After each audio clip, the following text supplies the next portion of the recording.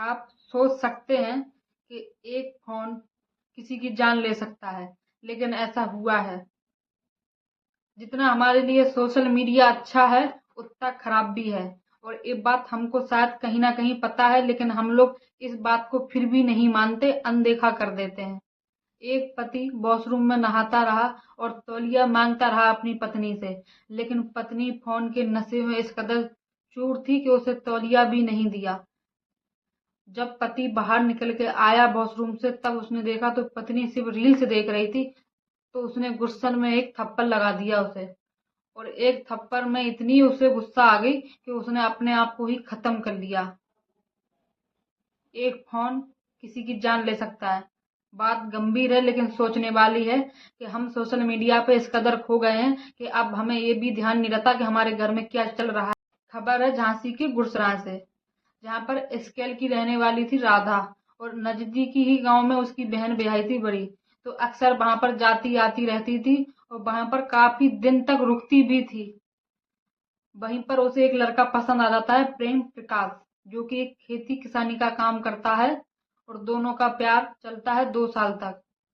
जब प्यार का नशा इस कदर हो जाता है, तो फिर घर वाले शादी भी कर देते हैं, राजी खुशी से मान जाते हैं कि जहां बच्ची की खुशी, हमारी भी वहीं पर खुशी है, कर देते हैं।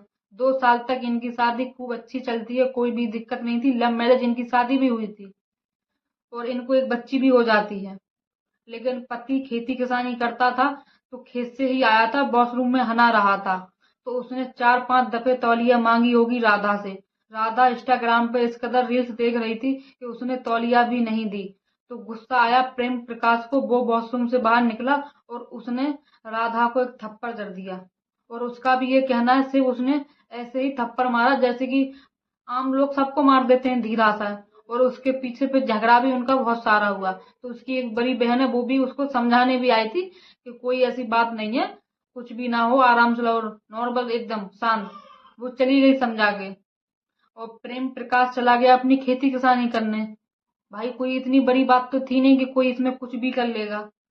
लेकिन जब वो लौट के आया, तो राधा कुछ खा चुकी थी, जो कि अब उसका असर उसकी बॉडी में दिख रहा था।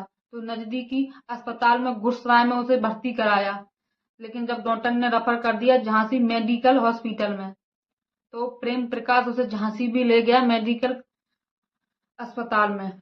वहां पर डॉक्टर ने उसे मरा घोषित कर दिया कि अब ये नहीं बच सकती।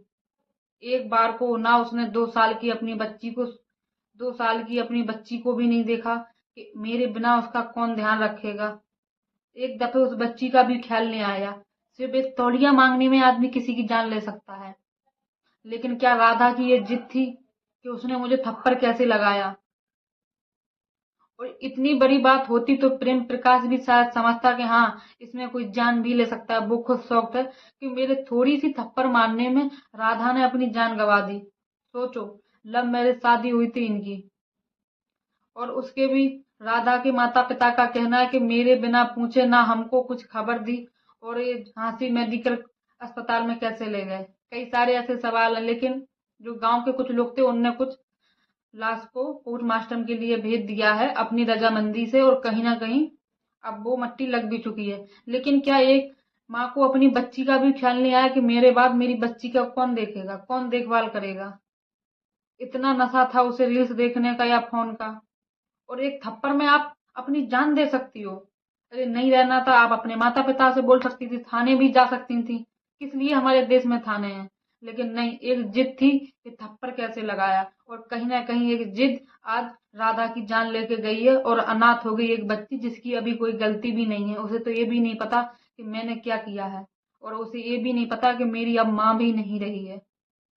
जय हिंद, जय भारत। और ऐसे लोगों से होशियार रहिए जो कि जिद्दीपन जैसे हैं कि एक थप्पड़ में अपनी जान भी ले सकते हैं।